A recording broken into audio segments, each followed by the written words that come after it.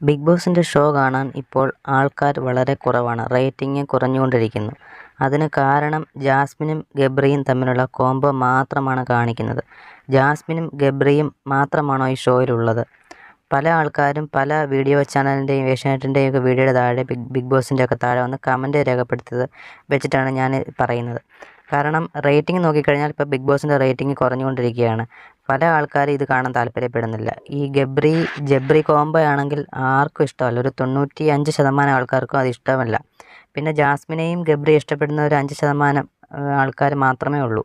അപ്പോൾ അവർക്ക് ചിലപ്പോൾ ഇഷ്ടമായിരിക്കാം. പക്ഷേ ഈ ഗബ്രി ഇവരുടെ കരച്ചിൽ ഇതൊക്കെ കാണാൻ ആൾക്കാർ താല്പര്യമില്ല. 1-2 തവണ ഓക്കെ, സീസണിൽ ഫുൾ ടൈം ഇത് തന്നെയാണ് കാണിക്കുന്നത്. എനിക്ക് ഇത് ശരിക്കും ഒരു ഇഷ്ടമായി തോന്നുന്നില്ല. കാരണം എൻ്റെ ഒരു പേഴ്സണലായിട്ടുള്ള അഭിപ്രായമാണ് പറയുന്നത്, അല്ലാതെ റിവ്യൂ പറയുന്ന രീതിയിലല്ല ഞാൻ പറയുന്നത്.